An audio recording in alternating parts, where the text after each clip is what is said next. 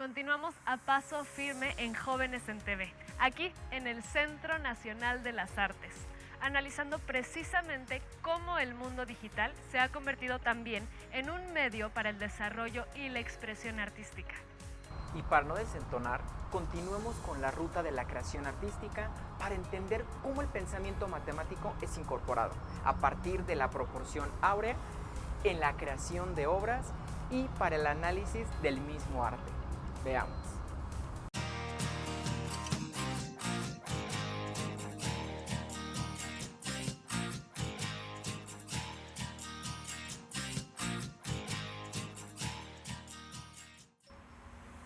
¿Te gusta?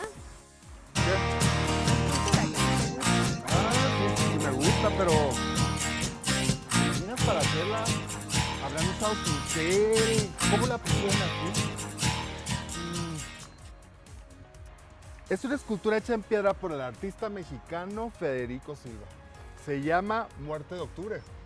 Pero escucha esto, Federico no solo es artista, este señor estudió medicina, veterinaria, derecho y antropología, wow.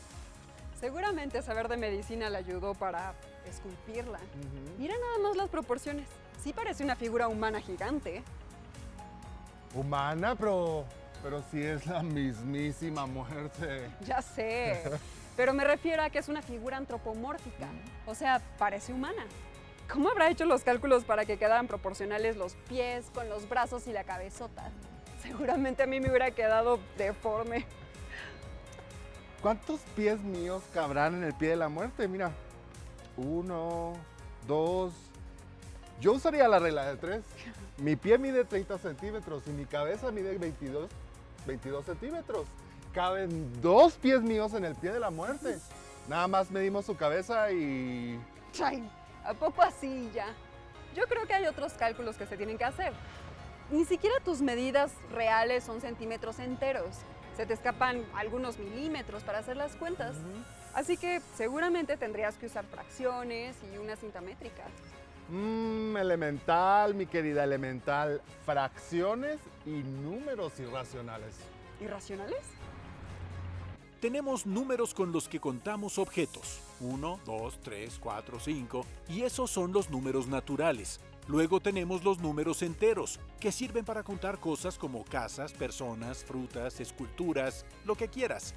Y los números enteros se pueden sumar y restar, multiplicarse y dividirse. Pueden ser positivos y negativos. Ah, eso sí lo sabía. Hasta puedo ponerlos en la recta numérica, ¿no? Así es. Pero, ¿cuáles son los números irracionales? Espera. Primero tenemos que hablar de los números racionales. Claro. Si hay irracionales, obviamente tienen que existir los números racionales. ¡Qué sorpresa! Elemental, compañera, elemental. Los números racionales se pueden representar como el cociente de dos números enteros. Por ejemplo, 1 medio, 3 séptimos, 11 quintos y así el número que quieras. Incluso hay racionales negativos como -1 cuarto o -125avos. Estos números también se pueden sumar, restar, multiplicar y dividir. ¿Recuerdas cómo dividirlos? Más o menos. Pero no me vas a dejar tarea, ¿verdad? No, amiga. Pero por esas propiedades nosotros podemos escribir esos números con una parte entera y una parte decimal. Por ejemplo, 1 medio también se escribe como 0.5 o 1 cuarto como 0.25. Y ahora sí, chan. Los irracionales. A estos números no los podemos escribir como una fracción de números enteros porque la parte decimal de estos números no es exacta ni periódica. La parte decimal del número es la colita después del punto, ¿verdad? Sí, es la colita que ocurre, Teres. Bueno, mira, esa colita tiene muchos dígitos, muchísimos, infinito, y no se repiten en el mismo orden. Mira, amiga. Eso se le llaman los números irracionales. Voy entendiendo por qué son irracionales. Bueno, ¿y ya no me dijiste qué era lo que tenían que ver los números irracionales con las proporciones de las esculturas? Mira, es que existen algunos irracionales famosos como la raíz de 2, el número pi, el número e y el más famoso y hermoso de todos, phi, o número áureo, o número de oro, o la razón áurea o la divina proporción. Yo sí te pego un poco lo irracional de los números. No, mira, el número de oro o proporción áurea está en la naturaleza, en las flores, en los árboles, en las caras de las personas, y esa belleza se usa mucho en el arte. Se usa en la escultura, en la pintura, en la música, en la arquitectura. Pero vamos con alguien que nos explique mejor qué es. Hola, el día de hoy tenemos de invitada a una mexicana matemática, la doctora Isabel Uvart. Y vamos a hablar de un tema muy bonito y muy interesante, que es la proporción áurea. Hola doctora, buenos días. Espero que... Hola Dismara, ¿cómo estás? Muy bien, muchas gracias. ¿Podrías platicarnos de una manera sencilla qué es la proporción áurea? Claro, la proporción áurea es un número. Entonces, es un número, nada más que es un número distinto de los que usamos para contar. No es un número entero, no es tampoco una fracción, es un número más complicado, ¿no? Hay muchas formas de sacar esta proporción áurea, sale en muchos lugares en la naturaleza. Una forma muy sencilla de pensarla es usando un pentágono. Aquí tengo algo que parece un pentágono en pedacitos. Entonces, si yo me fijo en un pentágono regular como este verde que está aquí, y tomo esta distancia de esta diagonal y la divido entre lados, eso me da un número, ¿no? Mido esto, me da un número. Esa es la razón áurea. Oye, ¿y tiene algo que ver también con la secuencia de Fibonacci? Sí, la secuencia de Fibonacci es una secuencia que empezamos con 1 y 1 y después sumamos los dos términos anteriores. Entonces empiezo con 1 y 1, lo sumo me da 2. Entonces tengo 1, 1, 2 y los dos últimos son 1 y 2. Lo sumo me da 3. Me queda 2, 3, lo sumo me da 5. Entonces voy yendo así y me va quedando 1, 1, 2, 3, 5, 8, 13. Voy sumando los dos anteriores. Y ahora, si yo agarro dos consecutivos y divido el grande entre el chiquito, pues me va dando otra secuencia. Va cambiando y cada vez se acerca más a esta razón áurea. Se acerca más y más y más y más y más. Nunca llega, pero cada vez está más cerca. Ok, o sea, podríamos decir que prácticamente son dos formas de decir lo mismo, ¿más o menos? Exacto. Ok. Exactamente. De hecho, la razón áurea, hay muchas formas de decir cómo llegar a ese número. Muchísimas. Ok, ¿y tú has utilizado la proporción áurea o la secuencia de Fibonacci en tu trabajo como investigadora? Sí, a veces. Yo, mi investigación, hago cosas de geometría, justo cosas como este poliedro, esa cosa que les enseñé. Trabajo con ese tipo de cosas y con sus simetrías. Y cuando uno piensa las simetrías, a veces las podemos ver como matrices. Así, las matrices que nos enseñan en la escuela, nada más un poquito más grandes a veces, pero no mucho más, de 3x3 o de 4x4. Y en esas matrices, para representar las simetrías de algunos de los objetos que estudio, aparece la razón áurea. Wow, ok. Y oye, entonces, dijiste que la proporción áurea la podríamos encontrar como en la naturaleza. Entonces, ¿sí podríamos utilizarla para describir a la naturaleza? Quizás. Es más fácil encontrar la sucesión de Fibonacci en la naturaleza que la razón áurea como tal. Por ejemplo, en los girasoles, uno puede ver cómo los girasoles tienen, como la parte del centro, tiene espirales que van para un lado y para el otro. Y si los cuentan, suelen ser números consecutivos de la secuencia de Fibonacci. Lo mismo pasa con las piñas, y como estas, las espirales de las piñas es lo mismo. Wow, oye, y ¿tú podrías decir que las matemáticas entonces las encontramos en todas las áreas de conocimiento? Yo creo que en muchos sentidos sí.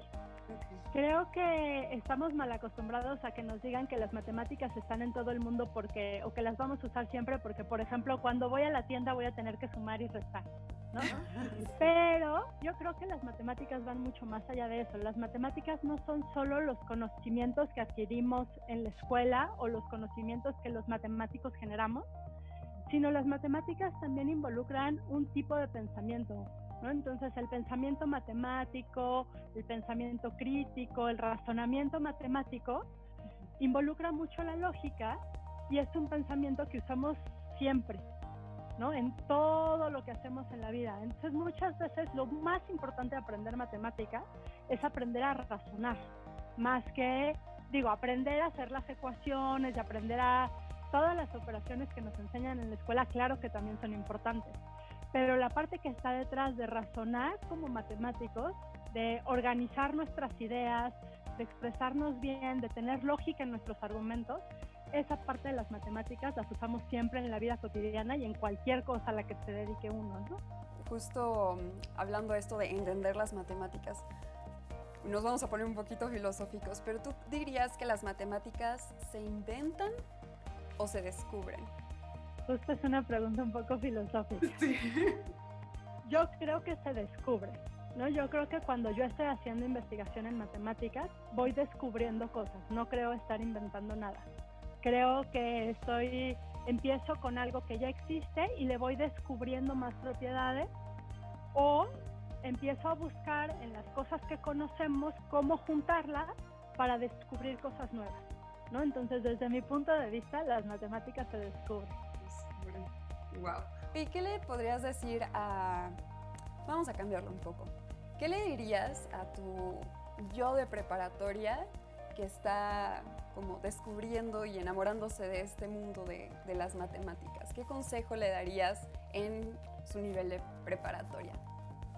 Creo que le daría el consejo de que las matemáticas a veces sí son difíciles, pero mayoritariamente son más bonitas que difíciles, y que muchas veces para entender de fondo algunas cosas de las matemáticas necesitamos trabajar, y que no se agüite, digamos, si las cosas no salen muy fácil o luego, que el trabajo es más importante que otra cosa cuando hablamos de matemáticas, que no es cierto que haya gente buena y gente mala para las matemáticas. Hay gente que trabajamos muchísimo en las matemáticas y gente que le da miedo y entonces no le entra, y que entonces eso es lo más importante, ¿no?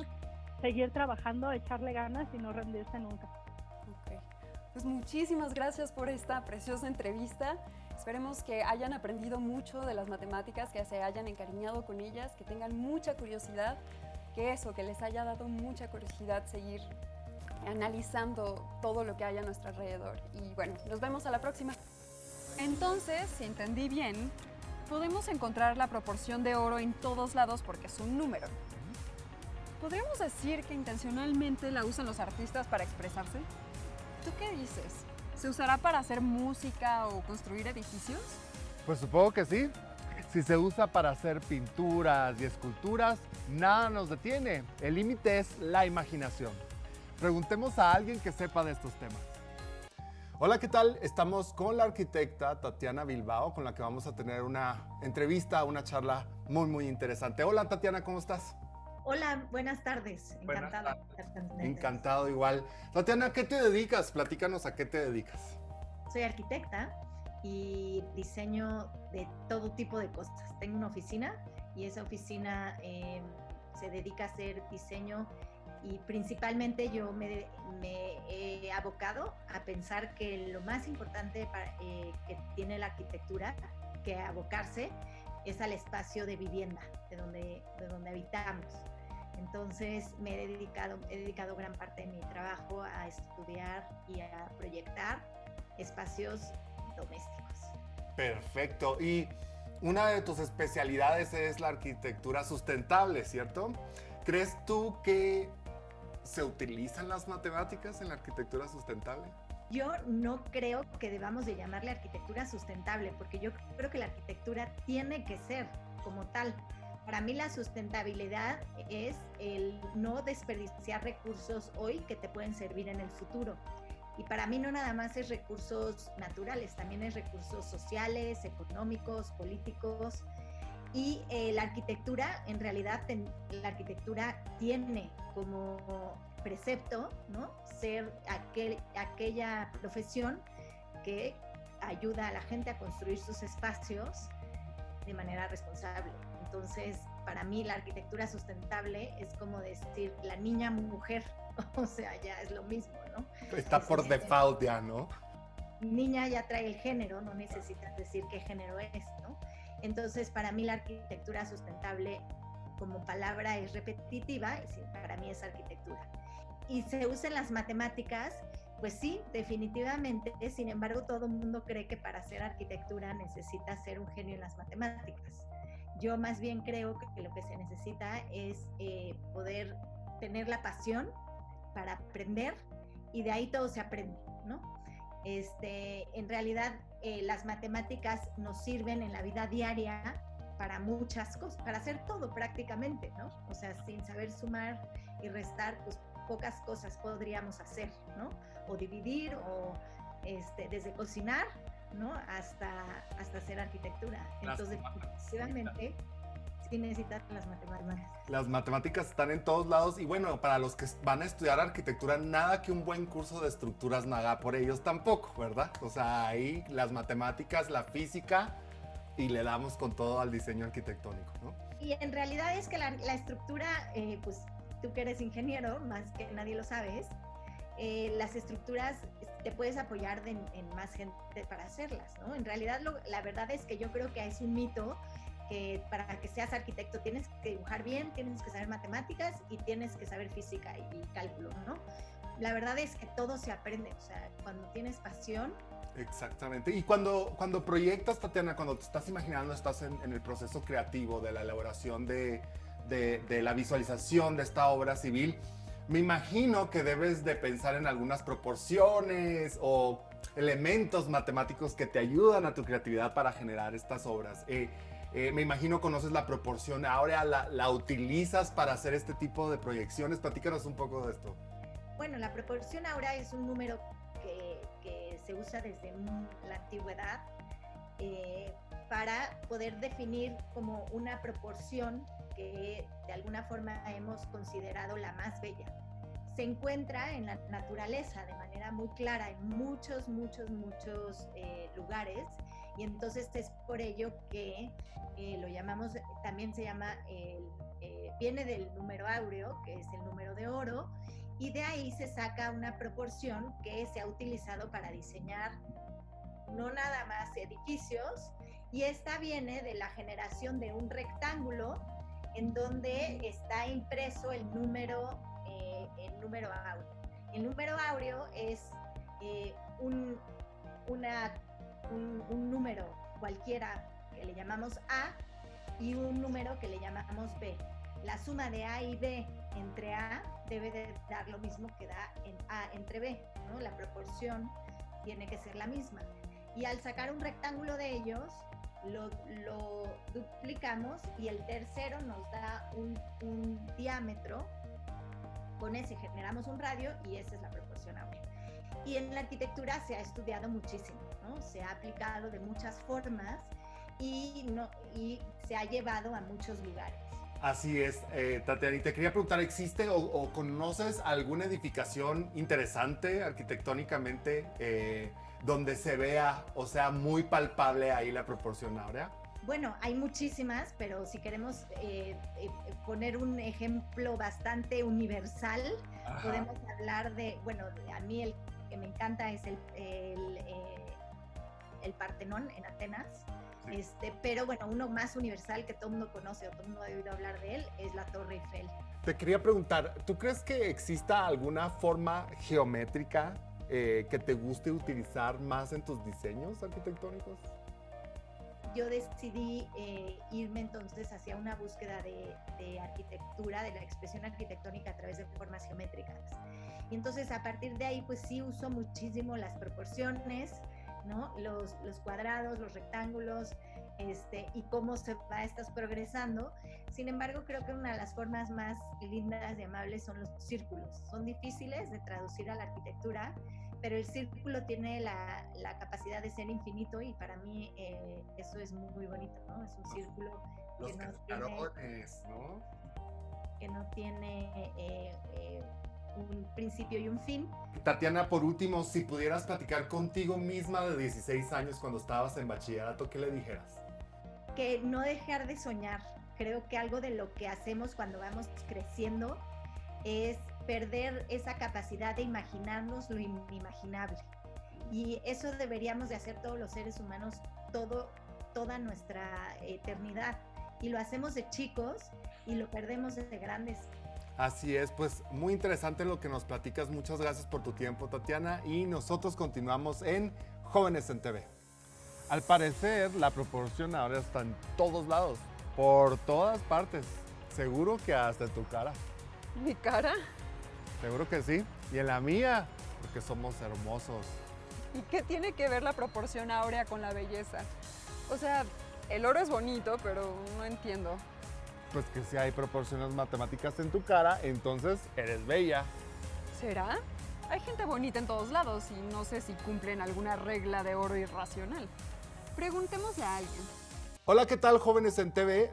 El día de hoy estamos con la maestra Elvia Esparza Alvarado y vamos a tener una charla con ella. Buenas tardes, mucho gusto.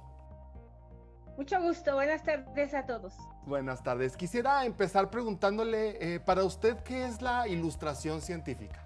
La ilustración científica para mí ha sido un premio que me dio la vida, porque además de ser una cosa muy increíble y de estar apoyando a la investigación, pues tiene la parte estética que a todos nos gusta.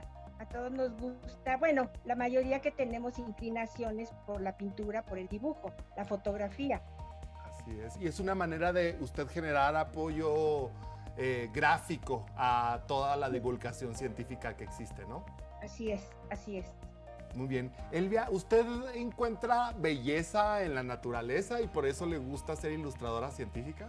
Sí, yo creo que no hay alguna sola persona en este mundo que no le gusten las plantas, que no le gusten los árboles, que no le gusten los paisajes, que no se quede admirado junto a una flor, aunque sea una flor pequeñita.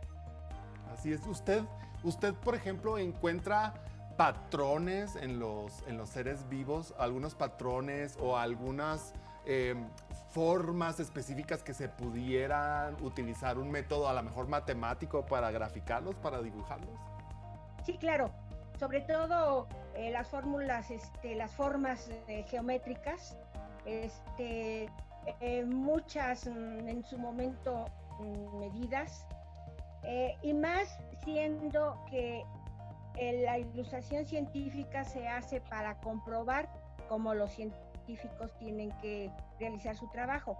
Entonces, en una ilustración de este tipo, tiene que ir exactamente con sus medidas, sus proporciones, y si es una especie muy grande, pues tenemos que hacer uso de las escalas para hacer lo que quepa dentro de una hoja de papel. O al contrario, si es muy pequeñita, hacerlo en su misma proporción más grande para poder dar todos sus detalles.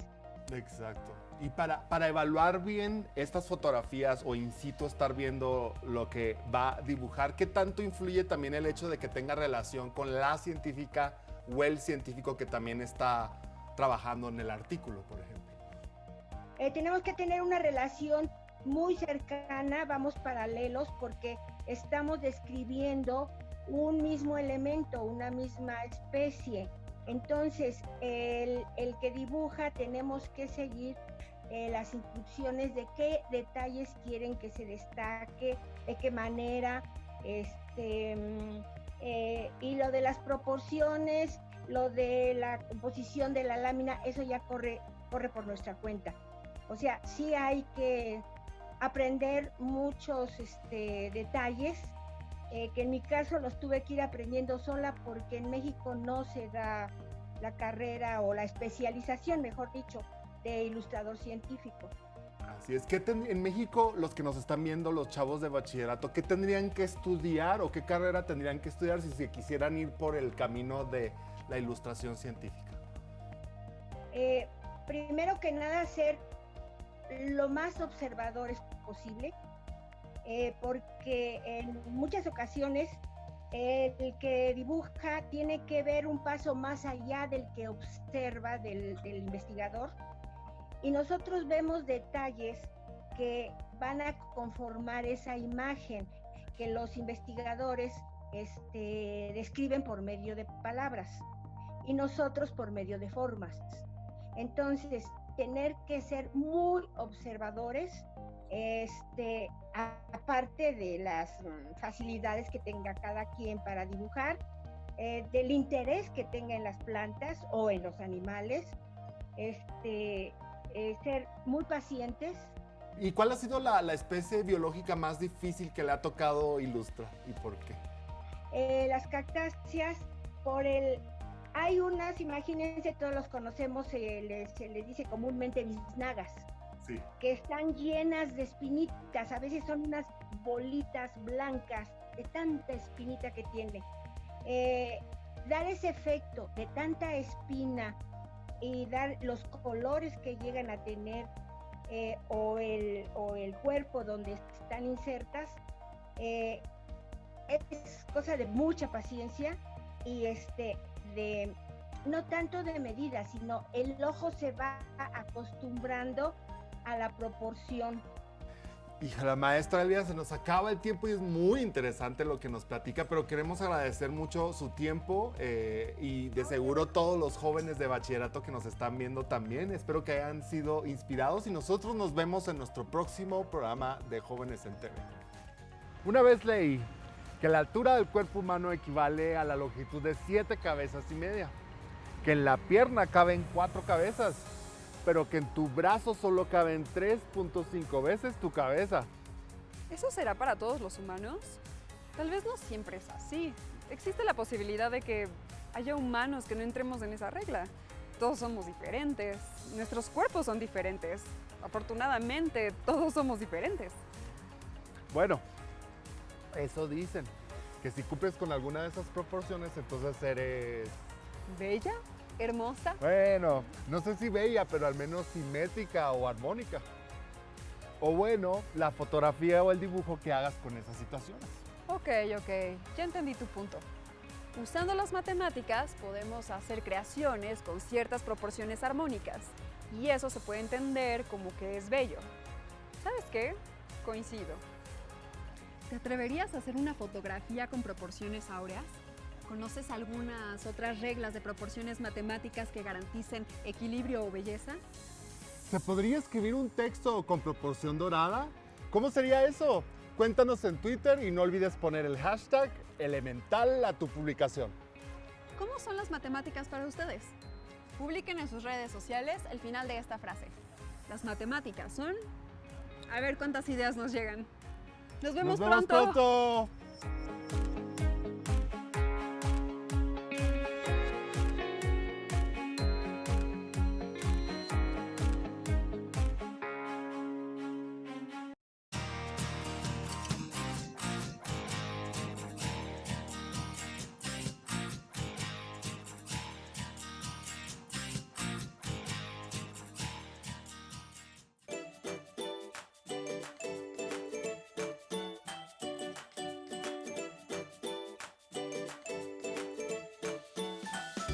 En esta ocasión vamos a ver una pausa activa de juego tradicional. Se llama Mar y Tierra.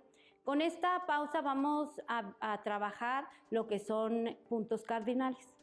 Vamos a pedirle al niño, cuando diga mar, va a dar un paso al frente o un salto al frente. Cuando diga tierra, va a dar uno hacia atrás.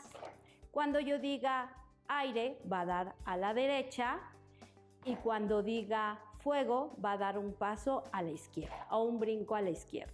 Podemos hacerlo con paso o con salto, dependiendo de nuestros propios alumnos. Mar, tierra, aire, fuego. Nosotros se los vamos a estar repitiendo constantemente a los niños y ellos tienen que hacer este ejercicio. Lo podemos hacer por hilera o por fila, dependiendo de tu maestro, cómo te acomodes. Y podemos dividir también al grupo del lado derecho y del lado izquierdo. Podemos hacer que ellos mismos se diviertan haciendo esta actividad. Cuando vean que alguno de sus compañeros se equivocan cuando hago el movimiento o el profesor puede decir, en lugar de mar al frente, va a decir tierra y el alumno tiene que saber a dónde va. Pueden ocupar ustedes las variantes. A lo mejor igual en lugar de utilizar mar, tierra, puede utilizar norte, sur, este y este tiene la vinculación con la parte de matemáticas. Espero que les haya servido.